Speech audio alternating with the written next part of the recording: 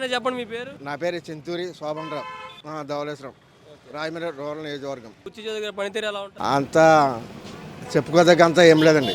మాకు వైఎస్ఆర్సీపీ వచ్చాక పింఛను మాకు ఇంటికి తీసుకొచ్చి ఇస్తున్నారు. మా అలాంటి నడలేని వాళ్ళకి, కంటి చూపు లేని వాళ్ళకి.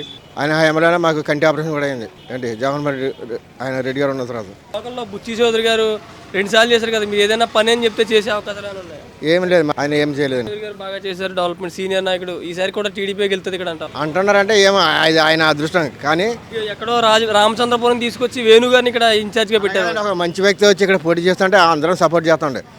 చేయనోని తీసుకొచ్చి ఇక్కడ పెడితే ఎలా ఉంటుందండి? అలా ఉంటుంది. అది ఇప్పుడంటే ఇడిపోయింది, కోనసీమ జిల్లాకి వెళ్ళిపోయింది. ఇది ఈస్ట్ గోదావరి.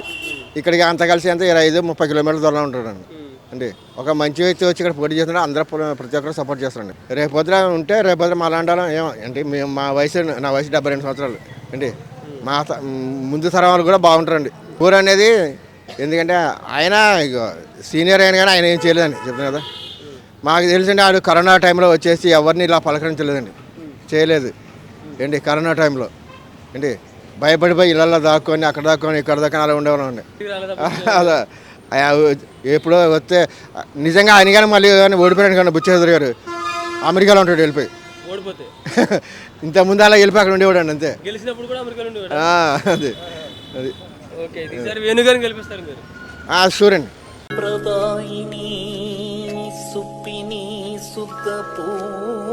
ఒకటి